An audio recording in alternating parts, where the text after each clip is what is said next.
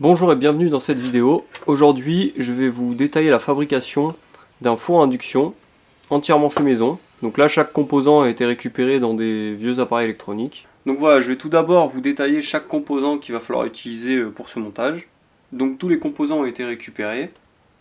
Donc on va utiliser des condensateurs de 0,33 microfarad, deux transistors MOSFET de puissance avec leurs deux dissipateurs de chaleur. Ensuite on a également un ventilateur qui va permettre de refroidir tout le système, monté sur deux entretoises. Ensuite deux résistances et deux diodes. Les inductances, donc là ici j'ai volontairement laissé du fil de cuivre en plus pour pouvoir ajuster l'impédance. Donc c'est parti, on va sans plus attendre passer au montage de l'ensemble. Donc là je vais tout d'abord en fait tout mettre sur la carte, ensuite je vais tout souder, je vais faire toutes les pistes, et puis je vous reprends dès que tout ça est fait. Donc voilà, maintenant j'ai terminé d'assembler tous les composants, donc c'était un peu long, ça m'a pris environ une bonne après-midi.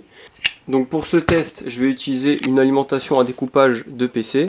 Ici donc j'ai un ampèremètre qui va me permettre de visualiser la consommation instantanée du module. Donc là j'ai disposé l'ampèremètre pour pouvoir voir la consommation, et on a la bobine.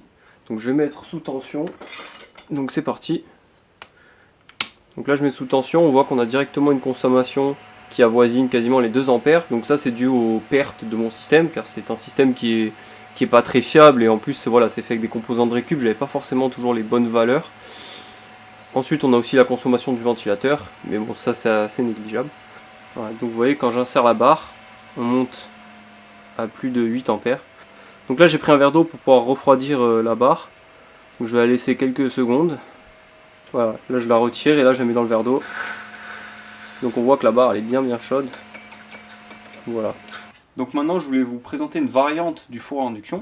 Donc en fait au lieu d'utiliser une bobine comme celle-ci, donc j'ai tout simplement mis une bobine enroulée sur elle-même. Et donc on obtient une bobine plate comme ça, qui est similaire en fait aux bobines qu'on peut retrouver dans les plaques à induction. On peut venir faire chauffer une casserole, donc là par exemple j'ai une boîte de conserve, et dès que je la pose dessus, elle va se mettre tout simplement à chauffer. Donc voilà, là, elle devient très rapidement chaude. On pourrait faire par exemple bouillir de l'eau, hein, comme une plaque de cuisson. Mais une autre expérience qui est assez intéressante, c'est que si on prend une bobine comme ceci, et qu'on y relie par exemple une ampoule au bout, et que je viens approcher la bobine en fait comme ceci, on va pouvoir venir faire allumer l'ampoule assez facilement. Voilà. Donc là j'ai placé un voltmètre au niveau de la bobine, et donc on voit que là à cette distance là j'ai 0 volts, et dès que j'approche la bobine la tension augmente considérablement. Donc là on est à 2 volts, on est à 3 volts, et donc là on voit qu'on augmente à 35 volts, et si je colle la bobine on voit qu'on monte à 130 volts, ce qui est tout simplement énorme. Donc on voit qu'on a tout simplement beaucoup plus de tension en sortie de la bobine qu'en entrée, parce que là ici j'ai seulement 12 volts, donc ça c'est tout à fait normal, c'est exactement le même principe qu'un transformateur.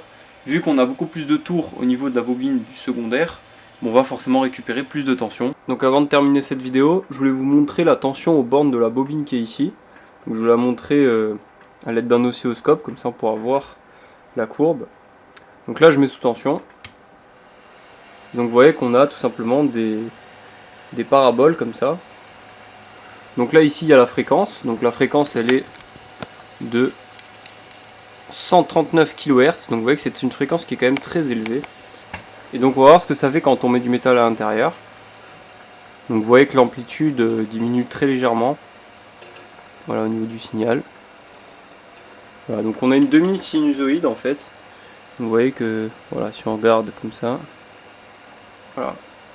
Et donc ça, ce phénomène là, c'est dû tout simplement à la résonance entre les bobines et les condensateurs. Donc maintenant je vais vous détailler un petit peu la conception de ce bidule. Donc là pour ce qui est du schéma, j'ai tout simplement suivi un schéma qu'on peut trouver facilement sur internet. Donc le schéma est assez simple. Donc ici on a tout simplement, donc ces bobinages là c'est récupéré comme je l'ai dit précédemment dans des bobinages de transformateurs. Donc là c'est du fil de cuivre qui est plutôt important. Donc après plusieurs essais je me suis rendu compte que le diamètre ici en fait plus il est élevé, il faut qu'il soit quand même assez conséquent, parce que sinon en fait les bobines avaient tendance à chauffer. C'est-à-dire qu'avant j'avais mis une petite bobine comme ça, qui est beaucoup plus petite, vous voyez, mais elle se mettait à chauffer tellement fort qu'en fait elle se mettait tout simplement à cramer. Donc ici j'ai tout simplement mis un ventilateur de PC que j'ai surélevé avec des petites entretoises juste là. Donc ça permet de refroidir, parce que en fait les condensateurs chauffent énormément et les transistors aussi. Et donc en dessous j'ai tout simplement remis des petites entretoises pour pouvoir surélever la plaque. Et donc voilà, c'est tout pour cette vidéo, je vous dis à la prochaine.